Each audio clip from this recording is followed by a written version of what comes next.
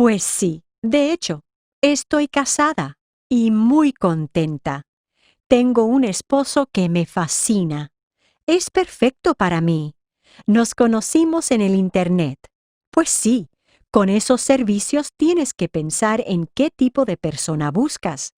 ¿Qué tipo de pareja buscan ustedes? Es importante saberlo.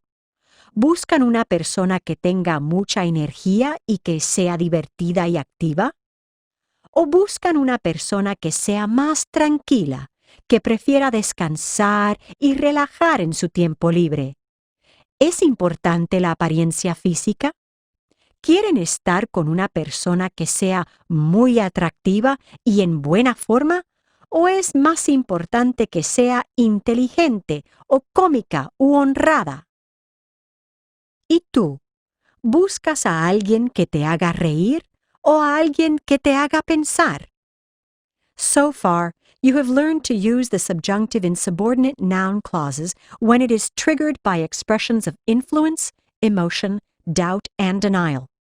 The subjunctive is also used in Spanish in adjective clauses that describe something or someone that is non-existent or indefinite. The person, place, or thing that is described by an adjective clause is called the antecedent. Let's compare some examples of existent and definite antecedents with non-existent and indefinite antecedents. In the sentence, hay mucha gente que estudia español, you're stating that something exists, that there are indeed many people who study Spanish. In the sentence, no conozco a nadie que estudie italiano, you're stating that something doesn't exist, at least for you, that you don't know of anyone who studies Italian. In the sentence, no hay nada aquí que me guste, you're also pointing out non-existence. There is nothing you like here. In the sentence, busco el vestido que viene en la caja blanca, you're looking for a specific dress, one that exists, one that is definite, the one that comes in the white box. But in the sentence, busco un vestido que sea bonito, pero que no cueste un dineral, you don't have a specific dress in mind, just a dress, any dress, that is pretty and doesn't cost a fortune. Note that the subjunctive is frequently used in questions that contain an adjective clause, but the indicative is used in the answer if the antecedent is known to the person who answers. For example, if you ask, ¿hay alguien en la clase que hable japonés? You use hable because you don't know for sure. That person is indefinite, perhaps non-existent. If the answer is sí, hay dos estudiantes que hablan japonés, the indicative hablan is used because the answer describes a definitive antecedent, one that exists. On the other hand, if the answer is no, no hay nadie en la clase que hable japonés, the subjunctive is used because the answer describes a non-existent antecedent. Two further details are worth mentioning. First, adjective clauses, unlike noun clauses that are always introduced with que, may be introduced by either que or donde.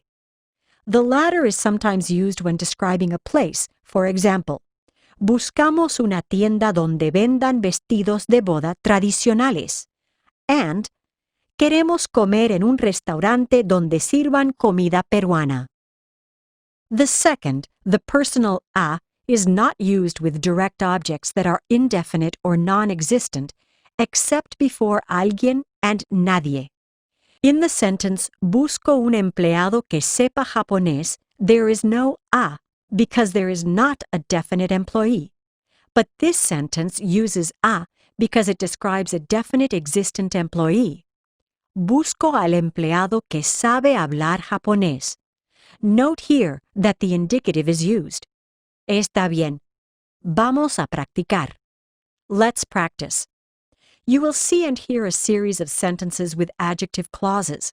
Choose the appropriate verb form, either indicative or subjunctive, as needed. Número 1. Pilar quiere un coche que cueste menos de $20,000.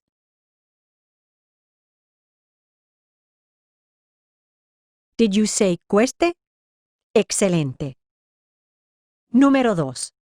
Hay una tienda por aquí donde vendan materiales para la pintura.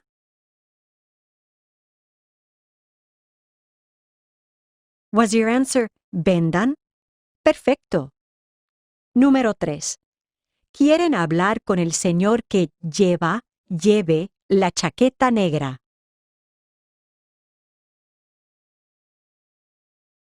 Did you say lleva? Muy bien. Número 4. No conozco a nadie que trabaje de cocinero.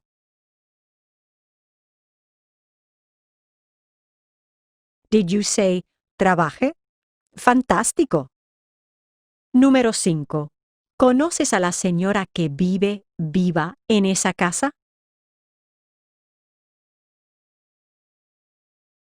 Was your answer vive?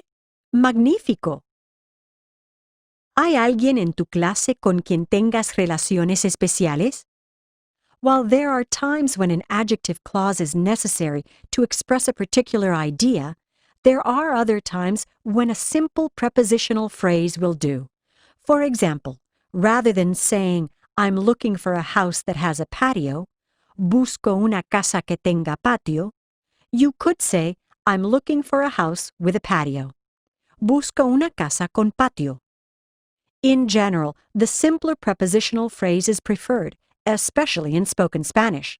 Hasta pronto.